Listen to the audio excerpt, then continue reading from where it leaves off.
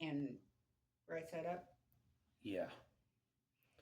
Um, So apparently people would build a house and they'd put it on the main entrance or the rear entrance and it would be a horseshoe and it would be upside down or well, let me explain the upside down and right side up part.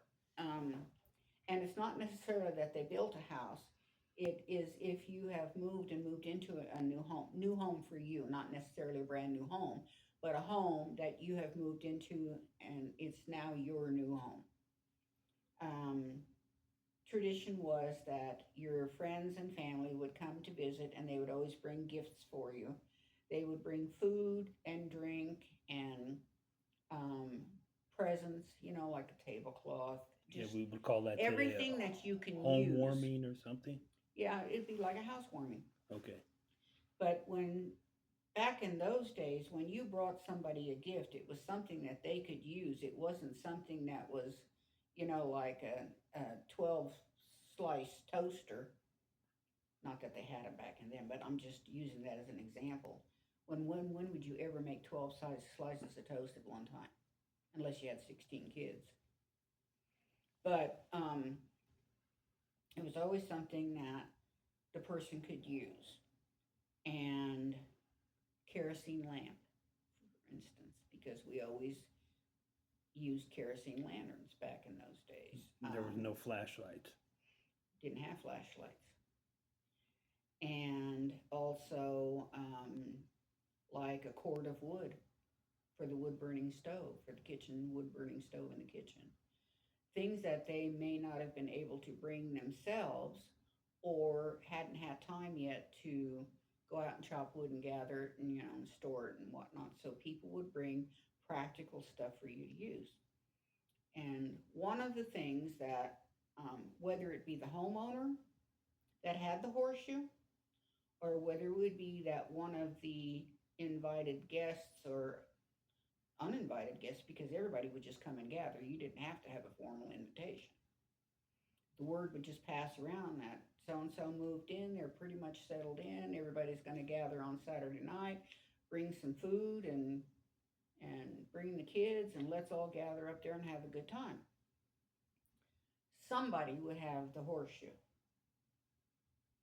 sometimes several somebodies. But that didn't matter because you could always save the horseshoe for another time.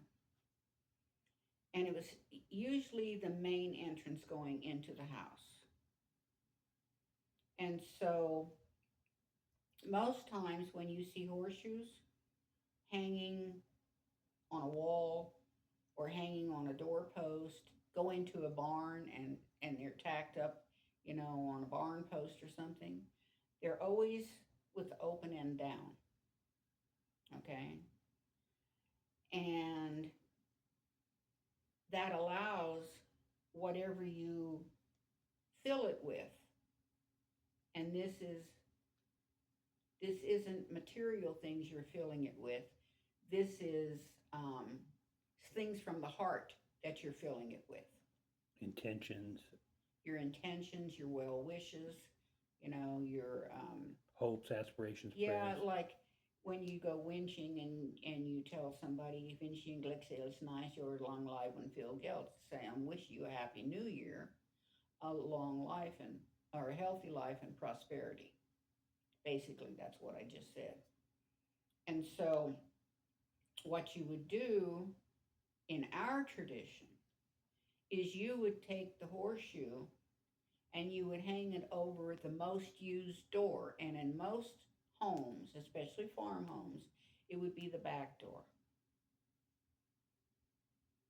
because that's where everybody came in and out of the house. You always came in at the back of the house and into the kitchen, and everybody had front doors, but it was if somebody knocked at your front door, it wasn't a friend or a family member, it was a stranger.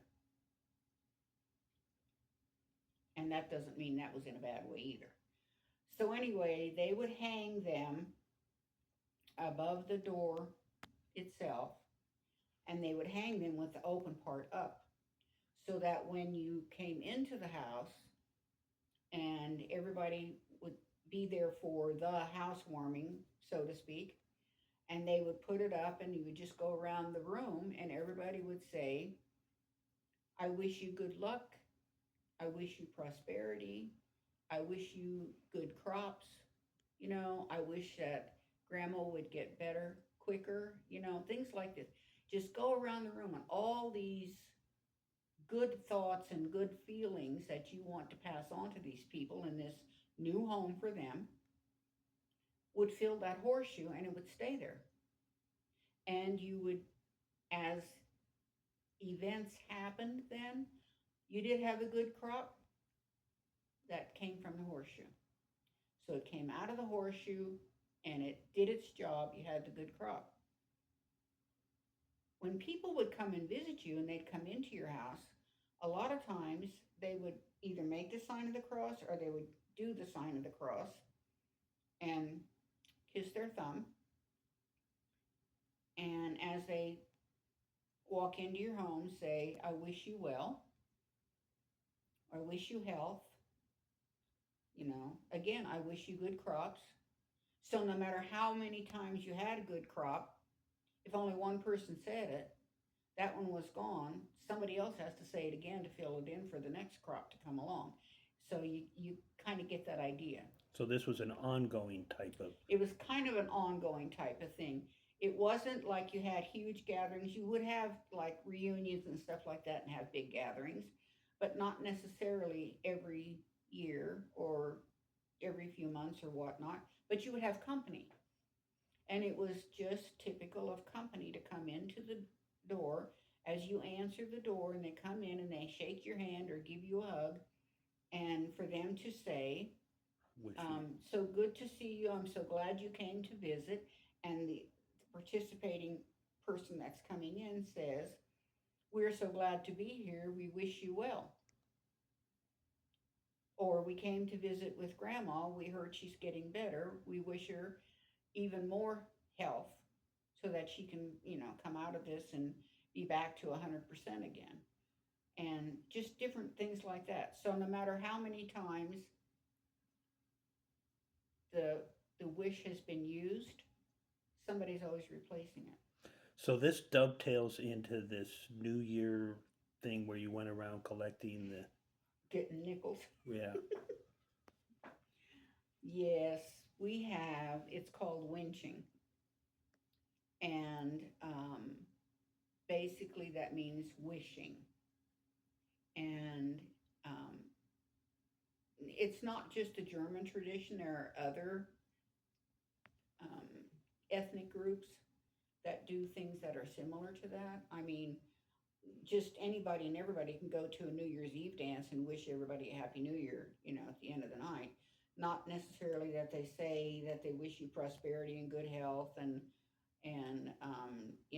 have a long life and find a wife and have 15 kids and different things like that, like people will wish when you go around and go to their homes. But it's a tradition for the German people to go and start on New Year's Eve and finish up on the day after New Year's. So it would be New Year's Eve, New Year's Day, and the day after before you got around to everybody's house. Because no matter where you went, the house would be full of people and there was food galore and they had to feed you. And then you'd go on to the next house and it would be the same thing. So it's like, my family's huge. My dad had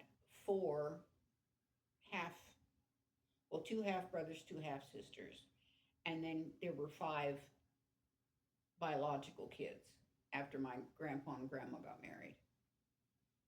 And my mom was one of 7 sisters.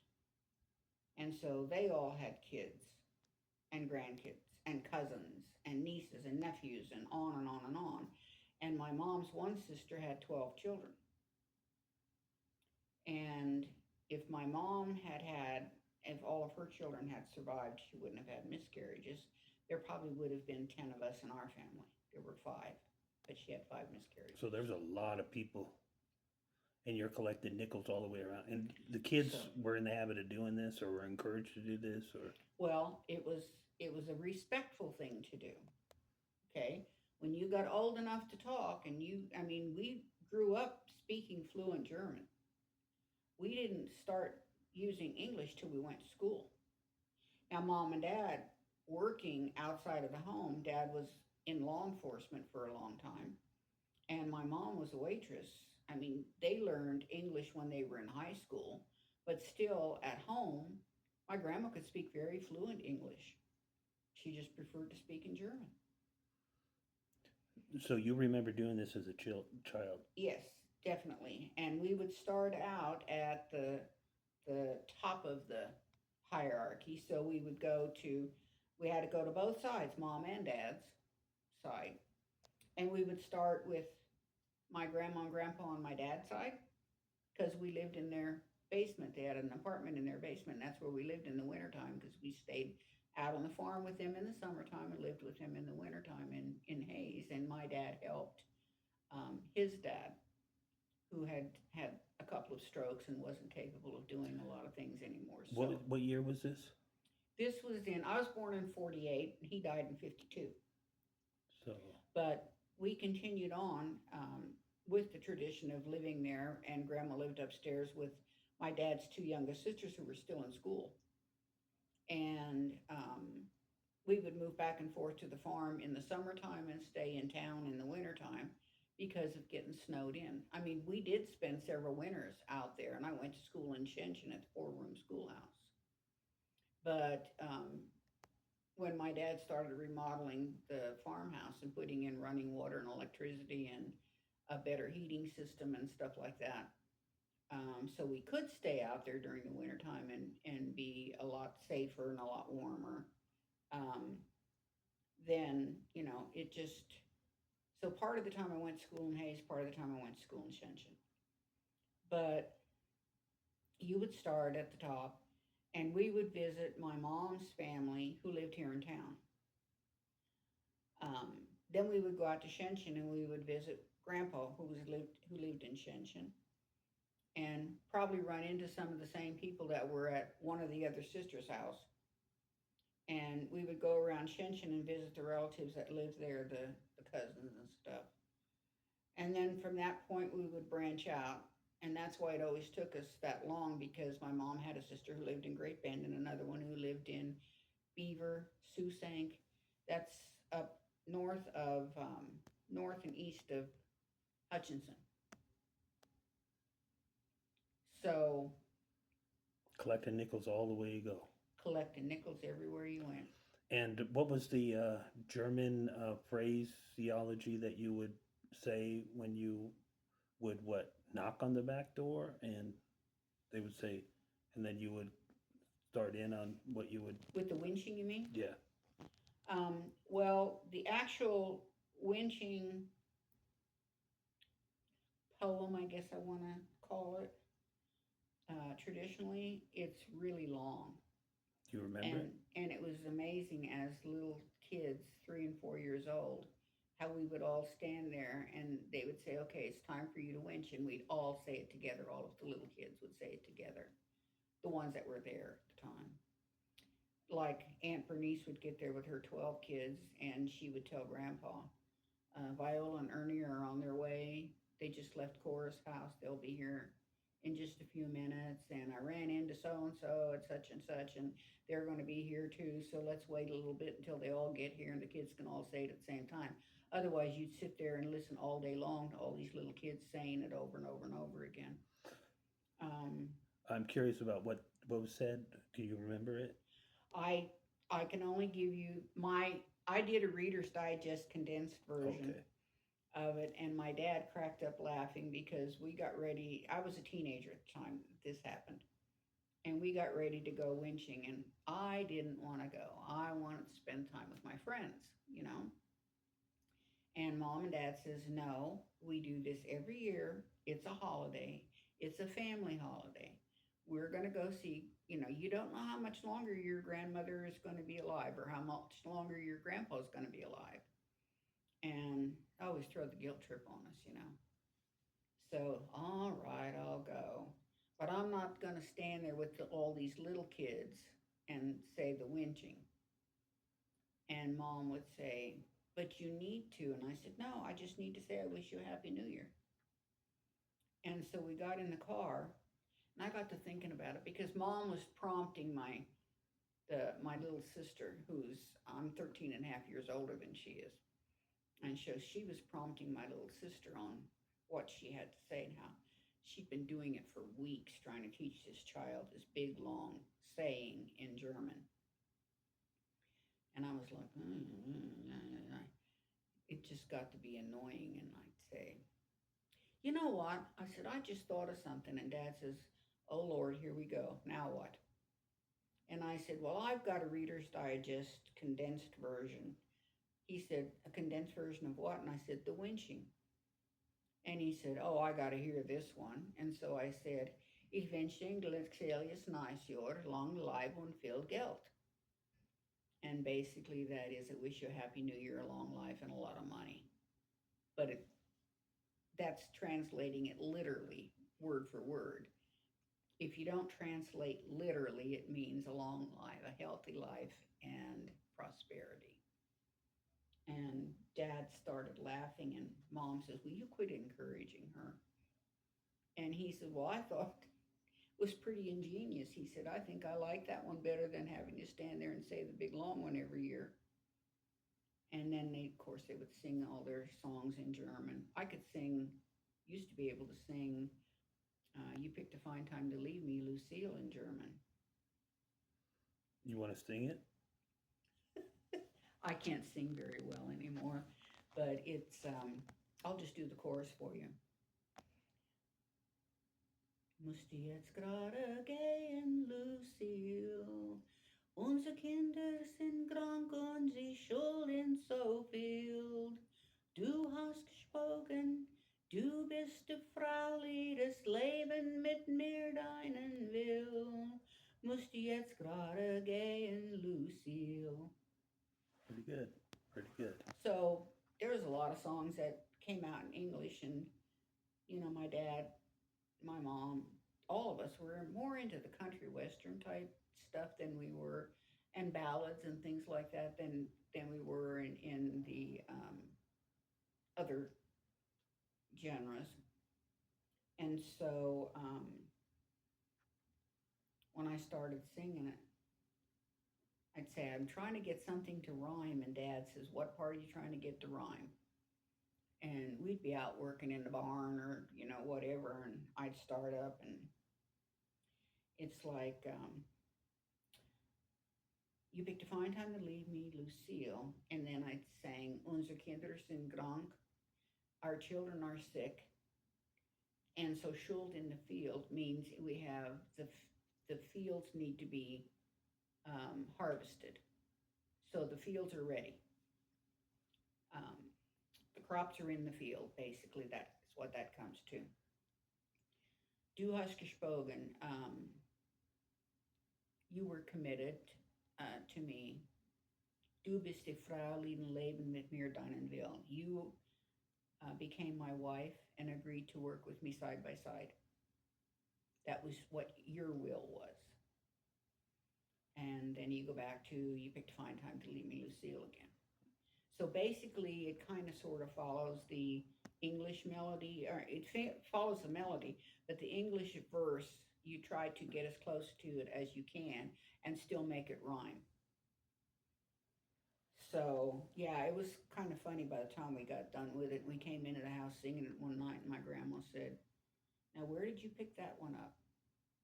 And I said, well, Grandma, you picked a fine time to leave me, Lucille. And she said, well, I always thought that was a sad song. And I said, well, kind of it is. I mean, not every song is a happy one. But